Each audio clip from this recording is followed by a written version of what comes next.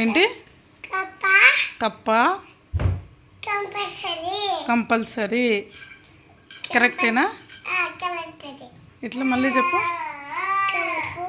కంపు కంపల్సరీ. నువ్వు మంచిగా చెప్పు నాకు. Cup compulsory. కంపల్సరీ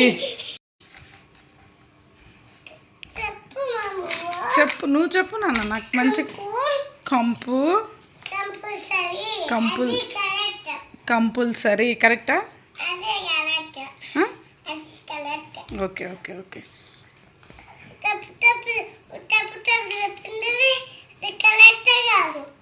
నువ్వు తప్పు చెప్పినా నేను తప్పు చెప్పినా?